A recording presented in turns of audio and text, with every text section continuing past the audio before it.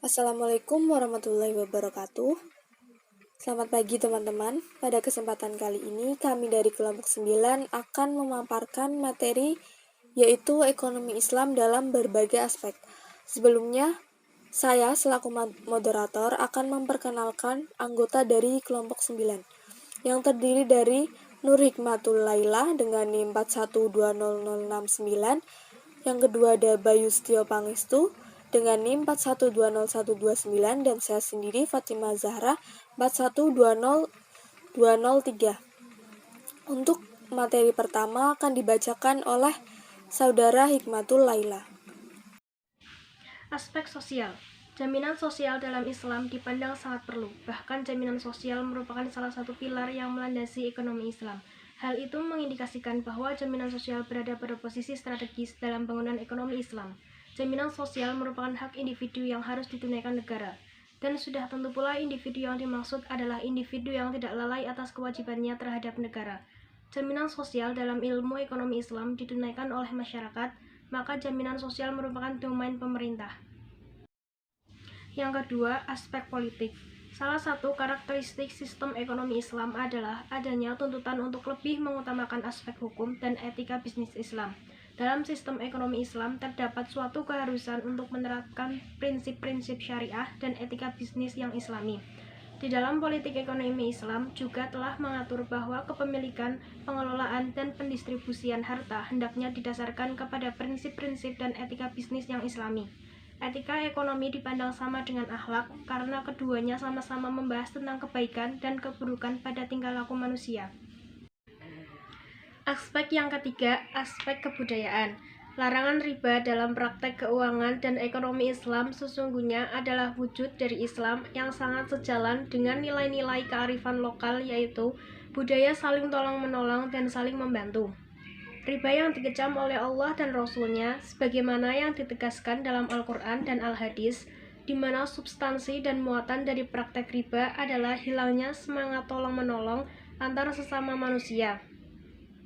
Dalam ekonomi Islam, kita dilarang melakukan kegiatan ekonomi atau bisnis yang menyebabkan kerusakan bagi alam dan lingkungan.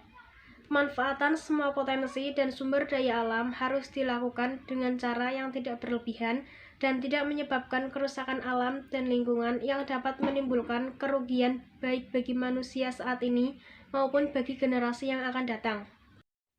Yang keempat yaitu aspek hukum. Hukum ekonomi Islam adalah hukum yang mengatur hubungan manusia dengan sesama manusia berupa perjanjian atau kontrak, berkaitan dengan hubungan manusia dengan objek atau benda-benda ekonomi, dan berkaitan dengan ketentuan hukum terhadap benda-benda yang menjadi objek kegiatan ekonomi. Sistem hukum ekonomi Islam merupakan ilmu pengetahuan sosial yang mempelajari masalah-masalah ekonomi kerakyatan yang berdasarkan prinsip-prinsip Islam.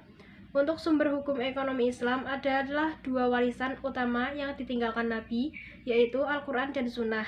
Dua sumber utama hukum Islam ini dijadikan dasar secara konsisten dalam menata dan mengatur ekonomi. Saya Bayu Setio Pangestu, NIM 4120129, akan melanjutkan materi dari Mbak Nur Hikmatul Laila. Yang kelima yaitu aspek agama. Dalam Islam yang menjadi tujuan dalam usaha ekonominya adalah Tuhan. Hal ini ditegaskan dalam pernyataannya bahwa segala usaha ekonomi itu harus dilakukan dalam rangka mengabdi kepada Allah SWT. Itulah tujuan hidup kaum muslimin, dan usaha ekonomi harus disesuaikan, harus ditaruh di bawah tujuan hidup itu, tidak boleh mengatasinya. Akan tetapi, dalam kenyataannya banyak orang yang tidak menjadikan usaha dan kegiatan ekonominya untuk dan dalam rangka mengabdi kepada Tuhan. Hal itu menyebabkan mereka tidak bisa mendapatkan apa yang disebut dengan kemakmuran hakiki. Kemakmuran yang hakiki itu adalah kemakmuran yang dapat memberi keuntungan kepada manusia sebagai seorang hamba yang meliputi aspek lahir dan batin, dunia dan akhirat. Yang keenam yaitu aspek kewirausahaan. Islam memang tidak memberikan penjelasan secara eksplisit terkait konsep tentang kewirausahaan atau entrepreneurship ini. Namun di antara keduanya mempunyai kaitan yang cukup erat, memiliki ruh atau jiwa yang sangat dekat. Terdapat beberapa ayat Al-Quran maupun hadis yang dapat menjadi rujukan pesan tentang semangat kerja keras dan kemandirian ini, seperti amal yang baik adalah pekerjaan yang dilakukan dengan cucuran keringat sendiri. Amalu rajuli biyadihi, hadis riwayat Abu Dawud. Tangan di atas lebih baik daripada tangan di bawah. Al-yad al-ulya khairun min al-yad al-sufla, hadis riwayat Bukhari dan Muslim. Dengan bahasa yang sangat simbolik ini, Nabi mendorong umatnya untuk kerja keras supaya memiliki kekayaan sehingga dapat memberikan sesuatu yang pada orang lain. Adapun motif berwirausaha dalam bidang perdagangan menurut ajaran agama Islam yaitu 1. Berdagang untuk mencari keuntungan. Pekerjaan berdagang adalah sebagian dari pekerjaan bisnis yang sebagian besar bertujuan untuk mencari laba, sehingga seringkali untuk mencapainya dilakukan hal-hal yang tidak baik. Padahal ini sangat dilarang dalam agama Islam. Yang kedua, berdagang sebagai hobi.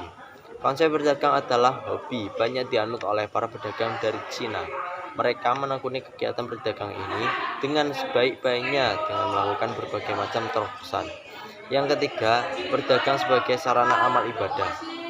Bagi umat Islam berdagang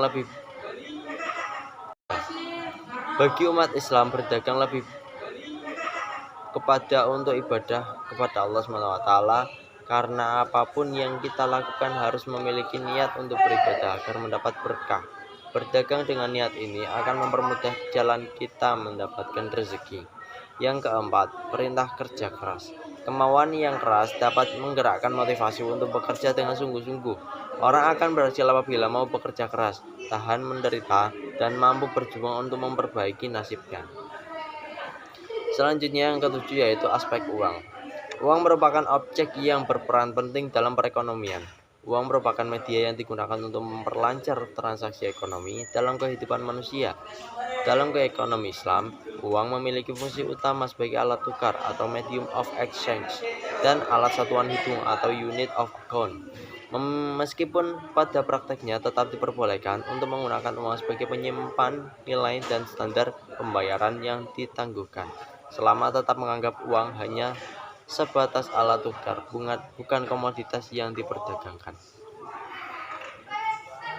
Yang kedelapan yaitu aspek produksi.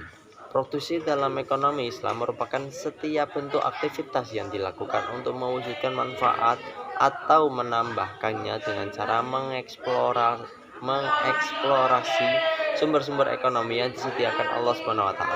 Kegiatan produksi dalam perspektif ekonomi Islam adalah terkait dengan manusia dan eksistensinya dalam aktivitas ekonomi. Produksi merupakan kegiatan menciptakan kekayaan dengan pemanfaatan sumber alam oleh manusia.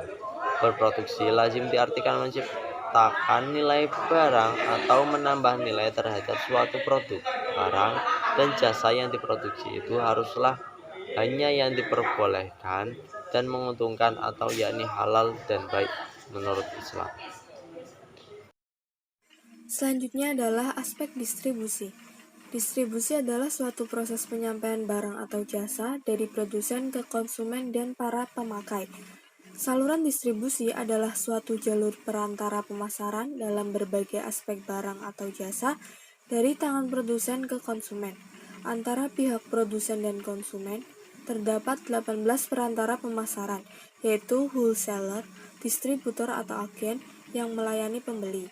Tujuan distribusi dalam Islam meliputi tujuan dakwah, tujuan pendidikan, tujuan sosial, dan tujuan ekonomi. Untuk distribusi dalam Islam sendiri diantaranya yaitu zakat dan warisan. Selanjutnya adalah aspek konsumsi. Prinsip konsumsi dalam Islam adalah prinsip keadilan, kebersihan, kesederhanaan, kemurahan hati, dan moralitas. Monzerkaf mengembangkan pemikiran tentang teori konsumsi Islam dengan membuat asumsi Islam dilaksanakan oleh masyarakat, zakat hukumnya wajib, tidak ada riba, mudharabah wujud dalam perekonomian, dan pelaku ekonomi mempunyai perilaku memaksimalkan. Aktivitas konsumsi merupakan salah satu aktivitas ekonomi manusia yang bertujuan untuk meningkatkan ibadah dan keimanan kepada Allah Subhanahu wa Ta'ala dalam rangka mendapatkan kemenangan, kedamaian, dan kesejahteraan akhirat atau falah. Selanjutnya adalah aspek perburuhan. Islam memberi perspektif mengenai ketenagakerjaan. Setidaknya ada 4 prinsip untuk memuliakan hak-hak pekerja, termasuk sistem pengupahannya. Dari penghapusan perbudakan yang dikombinasikan dengan perspektif Islam tentang ketenagakerjaan, maka dapat disebutkan setidaknya ada 4 prinsip untuk memuliakan hak-hak pekerja. Satu yaitu kemerdekaan manusia. Ajaran Islam yang dipresentasikan dengan aktivitas kesolehan sosial Rasulullah Shallallahu Alaihi Wasallam yang dengan tegas mendeklarasikan sikap anti perbudakan untuk membangun tata kehidupan masyarakat yang toleran dan berkeadilan. Yang kedua adalah prinsip kemuliaan derajat manusia. Islam menempatkan setiap manusia, apapun jenis profesinya, dalam posisi yang mulia dan terhormat. Hal itu disebabkan Islam sangat mencintai umat muslim yang gigih bekerja untuk kehidupannya. Yang ketiga adalah keadilan dan anti-diskriminasi. Islam tidak mengenal sistem kelas atau kasta di masyarakat. Begitu juga berlaku dalam memandang dunia ketenagakerjaan. Dalam sistem perbudakan, seorang pekerja atau budak dipandang sebagai kelas kedua di bawah majikannya. Hal ini dilawan oleh Islam karena yang keempat atau yang terakhir adalah perbudakan dan ketenagakerjaan. Sejarah membuktikan perbudakan langgeng dalam tata kehidupan masyarakat dunia jauh sebelum masa kenabian.